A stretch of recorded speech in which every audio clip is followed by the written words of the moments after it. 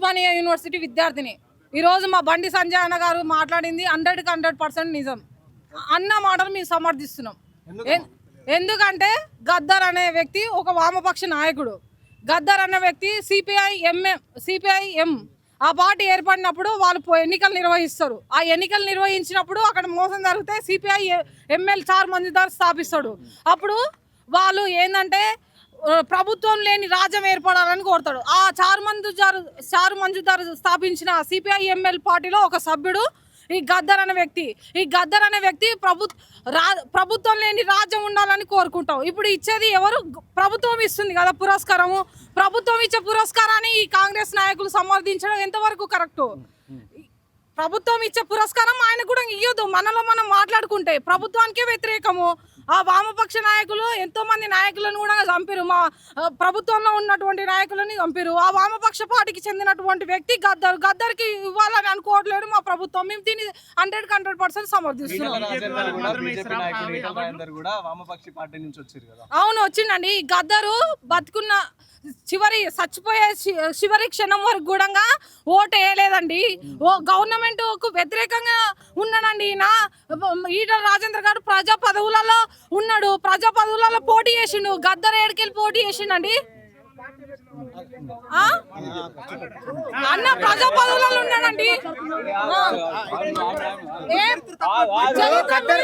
చరిత్ర మీరు తెలుసుకోండి. బండి సంజయ్ గారు ఏమండి గద్దర్కు ఇచ్చే ఇది ఏంది నంది పేరు పెట్టడం కూడా తప్పండి. ఇప్పుడు ఒక్క నిమిషం అన్ని రంగాలలో విశేష కృషి చేసిన వాళ్ళకే పద్మశ్రీ గాని పద్మభూషణ్ గాని పద్మ విభూషణ్ గాని వస్తుంది. కానీ ఎవరికి ఇస్తున్నారండి? మా బీజేపీ గవర్నమెంట్ ఏమన్నా కుటుంబ సభ్యులను పిలిచి పురస్కారాలు పంచి పెడుతుందండి. ఏం మాట్లాడుతున్నారండి కాంగ్రెస్ నాయకులు? సబ్జెక్ట్ లేని నాయకులు. మందకృష్ణ మాదిగ గారు ఎప్పటి నుండి ఎస్సీ వర్గీకరణ కోసం పోరాడుతున్నారండి. 1994 నుండి పోరాడుతున్నారండి. బండి సంజయ్ గారు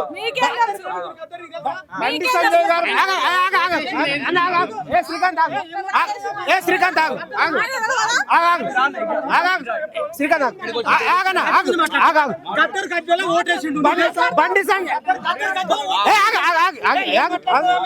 బండి సంజయ్ గారు మాట్లాడిన మాటలు 100% తప్పు.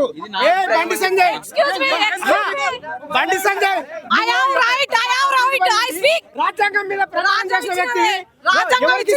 ప్రజల కోసం పనిచేసేటువంటి క్రమంలో పద్మశ్రీ ఎవరికి ఇస్తారండి? దానికి ఒక సెలక్షన్ కమిటీ ఉంటది. మేధావులుగా ప్రజా వ్యవహారాలలో సాహిత్య రంగంలో గుర్తించిన వాళ్ళని ఆ కమిటీ ఉంటది.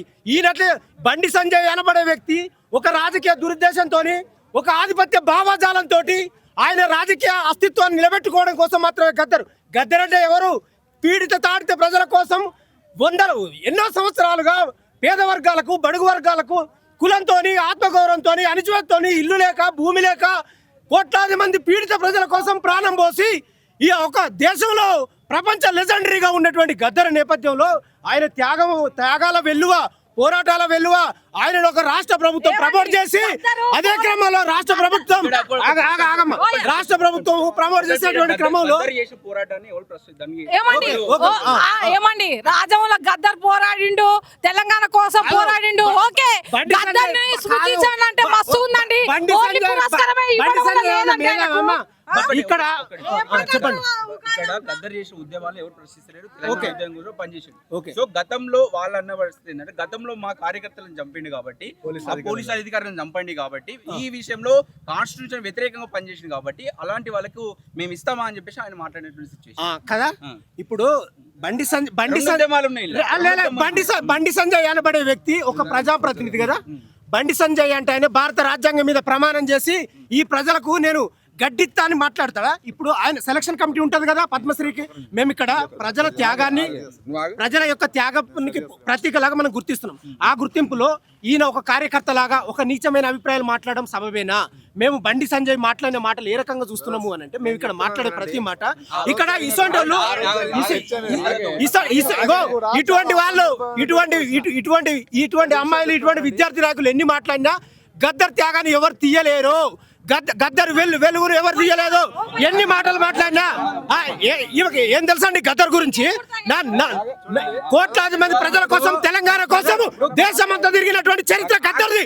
ఎవరు గుడిసెలలో ఉన్నోళ్ళను, గూడాలలో ఉన్నోళ్ళు, తండాలు ఉన్నోళ్ళ కోసం ప్రాణాలు ఇవ్వడానికి మాలాంటి విద్యార్థి ఉద్యమ నాయకులు కూడా ప్రాణం పోస్తారు. వీళ్ళకి ఏం తెలుసు చరిత్ర? వాపస్ తీసుకునే ప్రయత్నం చేయి, లేకపోతే పోరాటం ద్వారా నీ రాజకీయ భవిష్యత్తు ప్రశ్నార్థకం అవుతుంది. ఏం మాట్లాడతావు నువ్వు? మేధావివా? బండి సంజయ్ స్థాయి ఏందండి? Bandi Sanjay after all councillor ఉన్నాడు. ఎట్లా కేంద్ర మంత్రి అయ్యాడు?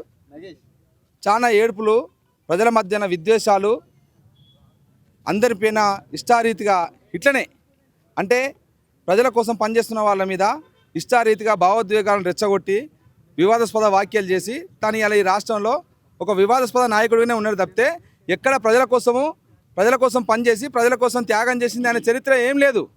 కాబట్టి ఇవాళ ఈ తెలంగాణ సమాజం కోసం పనిచేసినటువంటి ఓ చుక్క రామాయ లాంటి వాళ్ళని, ఓ అందశ్రీ లాంటి వాళ్ళని, రాష్ట్ర గీతాన్ని అందించినటువంటి ఒక అందశ్రీ లాంటి వాళ్ళు దళితుడు, ఇవాళ ఓ గోరెట్ ఎంకన్న దళితుడు, వాగ్గేయకారుడు, ఓ గద్దర్ ఈ తెలంగాణ సమాజం, ఈ తెలుగు నేలపైన పీడిత ప్రజల కోసం తన జీవితాన్ని త్యాగం చేసినటువంటి గద్దర్ అనేక పోరాటాలు, దళిత వామపక్ష సామాజిక ఉద్యమాలు అన్నిటికీ ఇలా దిక్సూచిగా నిలిచినటువంటి గద్దర్ పైన ఇలా వీళ్ళందరికీ అర్హత లేదని మాట్లాడతాడు. బండి సంజయ్ ఏం అర్హత ఉంది? కాబట్టి ఇలా బండి సంజయ్కే ఈ తెలంగాణలో అర్హత లేదు. ఆయన ఉనికి కోల్పోయినప్పుడల్లా ఇట్లాంటి మాటలు మాట్లాడి అవాకులు చెవాకులు పేల్చి ఒక గద్దర్ లాంటి లెజెండరీ ఇలా ఈ భారత విప్లవ సంస్కృతి సేనాని అతని మీద మాట్లాడితే నాకు హైప్ వస్తా అనుకొని మాట్లాడుతున్నాడు. ఇలా బండి సంజయ్ నేను సూటిగా ప్రశ్నిస్తూ ఉన్నాను. బండి సంజయ్ మరి గద్దర్ చనిపోయినప్పుడు గద్దర్కు సంతాపంగా ఇలా సంతాపాన్ని తెలుపుతూ మీ ప్రధాని నరేంద్ర మోడీ గారు గద్దర్ ఈ కవి, ఒక గాయకుడు, గొప్ప వాగ్గేయకారుడు, సాహిత్యవేత్త, అతని మాటలు ఈ అట్టడుగు పేద ప్రజల సమస్యల్ని ప్రతిబింబించే విధంగా ఉంటుందని ఇలా మోడీ గారు రాయడం జరిగింది. మరి గద్దరు మోడీ గారు ఏంటిదన్నట్టుగా మరి బండి సంజయ్ చెప్పాలి. మరి భారతీయ జనతా పార్టీలో ఉన్నాయని మాట్లాడుతున్నాడు కదా, మా కార్యకర్తలు చంపిలని మాట్లాడుతూ ఉన్నాడు కదా. ఆ కార్యకర్తలను చంపినట్టయితే గద్దర్ పైన ఎక్కడ హత్యా నేరాలు మోపబడినాయో ఆయన కేంద్ర హోంశాఖ సహాయ మంత్రిగా ఉన్నాడు కదా, చెప్పాలి. మరి బండి సంజయ్ మీ దగ్గరనే చిట్టా ఉంటుంది. మరి ఎక్కడ కేసులు నమోదైనాయో ఈ దేశంలో నువ్వే తీసి చెప్పాలి. మరి కేసులే లేనప్పుడు హత్య చేసిండు, కాల్ చంపిండని ఎట్లా ఆరోపణ చేస్తారు? కాబట్టి ఇట్లా అనాలోచితమైనటువంటి మాటలు, అవాకులు చెవాకులు పేల్చి ఈ సమాజంలో విద్వేషాలను సృష్టించడానికి కోసం ఇవాళ అట్టడుగు దళితులందరినీ అగౌరవపరిచే విధంగా, తెలంగాణ సమాజాన్ని అగౌరవపరిచే విధంగా ఈ రాష్ట్ర ప్రభుత్వం పంపించినటువంటి ఒక గొప్ప ప్రజా ఉద్యమకారుల్ని, అదేవిధంగా సామాజికవేత్తల్ని, ఇలా ప్రజల కోసం పనిచేసినటువంటి చుక్కరామాయ లాంటి వాళ్ళందరినీ కూడా ఇలా అగౌరవపరిచే విధంగా బండి సంజయ్ మాట్లాడిండు. కాబట్టి బహిరంగంగా బండి సంజయ్ క్షమాపణ చెప్పాలి. ఆయన్ని కేంద్ర మంత్రివర్గం నుంచి బర్తరఫ్ చేయాలని కూడా ఈ సందర్భంగా ఉస్మానియా పరిశోధక విద్యార్థులుగా మేము డిమాండ్ చేస్తూ ఉన్నాం. అదేవిధంగా ఇలా గద్దర్ గారిని మరి ఆ రోజు ఢిల్లీలో 2007లో మరి తెలంగాణ రాష్ట్ర ఏర్పాటు కోసం ఢిల్లీలో జరుగుతున్నప్పుడు మరి ఎల్కే అద్వానీ గారు గద్దర్ దగ్గరకు వచ్చి గద్దర్కు బోకే ఇచ్చి ఇలా ఎల్కే అద్వానీ గారు ఆలింగనం చేసుకున్నటువంటి పరిస్థితి. మరి అట్లాంటి పరిస్థితిని మరి ఎల్కే అద్వానీ ఏమంటారు? నక్సలైట్గా మీరు భావిస్తారా? కాబట్టి ఈ ప్రజాస్వామ్య దేశంలో భారత రాజ్యాంగానికి లోబడి పరిణామ క్రమంలో అనేక సామాజిక ఉద్యమాలని ఇలా భారత రాజ్యాంగాన్ని కాపాడుకోవాలని పదే గద్దర్ మాట్లాడిండు.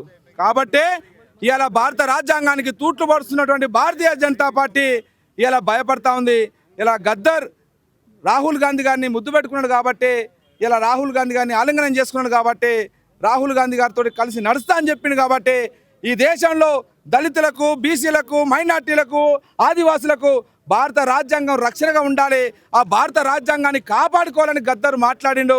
దాన్ని కొనసాగింపుగా రాహుల్ గాంధీ గారు భారత్ జోడో యాత్రలో రాజ్యాంగాన్ని కాపాడుకోవాలని పదే ఈ దేశ యువతరానికి పిలుపునిస్తున్నాడు. కాబట్టి ఆ భయంలోకెళ్ళి ఇలా భారత రాజ్యాంగాన్ని మార్చేసి ఇలా మనుధర్మాన్ని తీసుకొద్దామనుకున్నటువంటి ఇలా భారతీయ జనతా పార్టీ ప్రతినిధిగా ఇలా బండి సంజయ్ మాట్లాడినది తెలంగాణ సమాజం అంతా గ్రహించాలి. ఇలా తెలంగాణ భారతీయ జనతా పార్టీలో ఉన్నటువంటి గద్దర్ అభిమానులందరూ కూడా బండి సంజయ్ మీద ఉమ్మేస్తున్నారు. ఎందుకంటే అతని పాటకు ఇలా భారతీయ జనతా పార్టీలో కూడా లక్షలాది మంది అభిమానులు ఉన్నారు. కాబట్టి అట్లాంటి తెలంగాణ మొత్తం భారతదేశానికి ఒక లెజెండరీ వాగ్గేయకారుడుగా ఉన్నటువంటి గద్దర్ను ఇలా సూర్యుడి పైన ఉమ్మేస్తే అది తిరిగి మన మీదనే పడుతుంది అని ఎంత సత్యమో, గద్దర్ పైన అవాకులు చెవాకులు పేరిస్తే అది తిరిగి నీకే తగులుతాయి అనేది కూడా ఈ సందర్భంగా బండి సంజయ్ని హెచ్చరిస్తూ ఉన్నాం.